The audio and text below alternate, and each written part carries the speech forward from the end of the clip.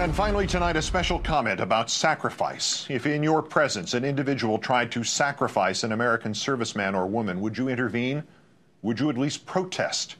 What if he had already sacrificed 3,003 of them? What if he had already sacrificed 3,003 of them and was then to announce his intention to sacrifice hundreds, maybe thousands more? This is where we stand tonight with the BBC report of President Bush's, quote, new Iraq strategy, unquote, and his impending speech to the nation, which it quotes a senior American official as saying will be about troop increases and sacrifice. The president has delayed, dawdled, deferred for the months since the release of the Iraq study group. He has seemingly heard out everybody and listened to none of them.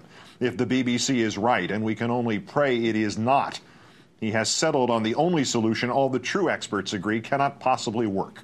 More American personnel in Iraq, not as trainers for Iraqi troops, but as part of some flabby, ill-defined plan for sacrifice.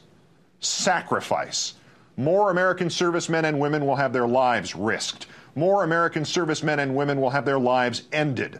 More American families will have to bear the unbearable and rationalize the unforgivable. Sacrifice. Sacrifice now, sacrifice tomorrow, sacrifice forever.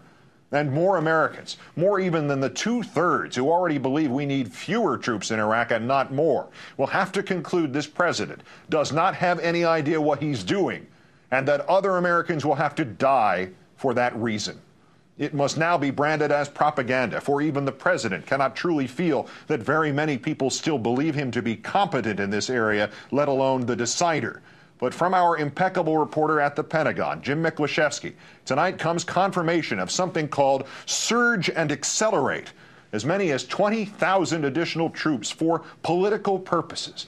This in line with what we had previously heard, that this will be proclaimed a short-term measure for the stated purpose of increasing security in and around Baghdad and giving an Iraqi government a chance to establish some kind of order. This is palpable nonsense, Mr. Bush. If this is your intention, if the centerpiece of your announcement next week will be sacrifice, sacrifice your intention, not more American lives. As Senator Biden of Delaware has pointed out, the new troops might improve the ratio our forces face relative to those living in Baghdad, friend and foe, from 200 to 1 to just 100 to 1. Sacrifice? No. Drop in a bucket. The additional men and women you have sentenced to go there, sir, will serve only as targets. They will not be there short-term, Mr. Bush. For many, it will mean a year or more in death's shadow. This is not temporary, Mr. Bush. For the Americans who will die because of you, it will be as permanent as it gets. The various rationales for what Mr. Bush will reportedly rechristen sacrifice constitute a very thin gruel indeed. The former Labor Secretary, Robert Reich, says Senator McCain told him that the surge would help the morale of the troops already in Iraq. If Mr. McCain truly said that and truly believes it, he has either forgotten completely his own experience in Vietnam, or he is unaware of the recent Military Times poll indicating only 38% of our active military want to see more troops sent to Iraq. All that, or Mr. McCain has departed from reality. Then there is the argument that to take any steps towards reducing troop numbers would show weakness to the enemy in Iraq or to the terrorists around the world. This simplistic logic ignores the inescapable fact that we have indeed already showed weakness to the enemy and to the terrorists. We have shown them that we will let our own people be killed for no good reason. We have now shown them that we will continue to do so.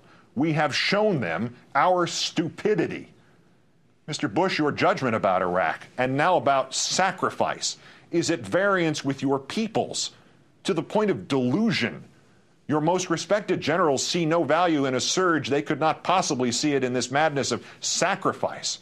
The Iraq study group told you it would be a mistake. Perhaps dozens more have told you it would be a mistake. And you threw their wisdom back until you finally heard what you wanted to hear, like some child drawing straws and then saying, best 2 out of 3, best 3 out of 5, 100th one counts.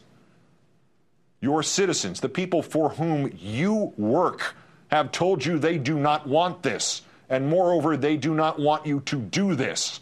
Yet once again, sir, you have ignored all of us. Mr. Bush, you do not own this country.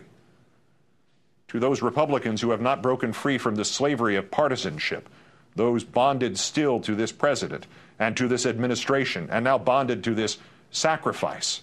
Proceed at your own peril. John McCain may still hear the applause of small crowds. He has somehow inured himself to the hypocrisy and the tragedy of a man who considers himself the ultimate realist, now courting the votes of those who support a government that tells visitors to the Grand Canyon that the Grand Canyon was created by the Great Flood, that Mr. McCain is selling himself off to the irrational right, parcel by parcel, like some great landowner facing bankruptcy. Seems to be obvious to everybody but himself, or maybe it is obvious to him and he no longer cares. But to the rest of you in the Republican Party, we need you to speak up right now in defense of your country's most precious assets, the lives of its citizens who are in harm's way. If you do not, you are not serving this nation's interests, nor your own, indeed. Last November should have told you this. The opening of the new Congress tomorrow and Thursday should tell you this again. Next time, those missing Republicans on Capitol Hill will be you. And to the Democrats now yoked to the helm of this sinking ship, you proceed at your own peril as well. President Bush may not be very good at reality, but he and Mr. Cheney and Mr. Rove are still gifted at letting American troops be killed and then turning their deaths to their own political advantage.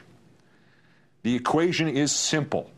The country does not want more troops in Iraq. It wants fewer. Go and make it happen, or go and look for other work. Yet you Democrats must assume that even if you take the most obvious of courses now and you cut off funding for this war, Mr. Bush will ignore you for as long as possible, or will find the money elsewhere, or will spend the money meant to protect the troops and repurpose it to keep as many troops there as long as he can keep them there. Because that's what this is all about, is it not, Mr. Bush? That is what this sacrifice has been for, to continue this senseless war. You have dressed it up in the clothing first of a hunt for weapons of mass destruction, then of liberation, then of regional imperative, then of oil prices, and now in these new terms of sacrifice. It's like a damned game of color forms, isn't it, sir? This senseless, endless war. But it has not been senseless in two ways, at least. It has succeeded, Mr. Bush, has it not, in enabling you to deaden the collective mind of this country to the pointlessness of endless war against the wrong people, in the wrong place, at the wrong time. It has gotten many of us used to the idea, the virtual white noise of conflict far away, of the deaths of young Americans, of vague sacrifice for some fluid cause, too complicated to be interpreted except in the terms of the very important sounding, but ultimately meaningless phrase, the war on terror. And the war in Iraq's second accomplishment, your second accomplishment, sir, is to have taken money out of the pockets of every American, even out of the pockets of the dead soldiers on the battlefield and their families, and to have given that money to the war profiteers. Because if you sell the Army 1,000 Humvees, you can't sell them any more until the first 1,000 have been destroyed, can you? The servicemen and women are ancillary to the equation. This is about the planned obsolescence of ordnance, isn't it, Mr. Bush? And the building of detention centers, and the design of a $125 million courtroom complex at Gitmo, complete with restaurants. At least the war profiteers have made their money, sir. And we here highly resolve that these dead shall not have died in vain. You have insisted, Mr. Bush, that we must not lose in Iraq, that if we don't fight them there, we will fight them here, as if the corollary were somehow that if by fighting them there, we will not have to fight them here. And yet you have remade our country, and not remade it for the good, on the premise that we need to be ready to fight them here anyway and always. In point of fact, even if the civil war in Iraq somehow ended tomorrow, and the risk to Americans there ended with it, we would have already suffered a defeat. Not fatal, not world-changing, but for the lives lost of enduring consequence. But this country has already lost in Iraq, sir.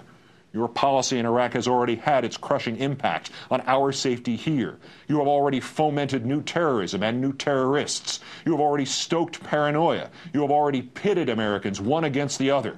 We will have to live with it. We will have to live with what of the fabric of our nation you have already sacrificed. The only object still admissible in this debate is the quickest and safest exit for our people there. But you, and soon, Mr. Bush, it will be you and you alone, still insist otherwise. And our sons and daughters and fathers and mothers will be sacrificed there tonight, sir, so that you can say you did not lose in Iraq. Our policy in Iraq has been criticized for being indescribable, for being inscrutable, for being ineffable. But it is all too easily understood now.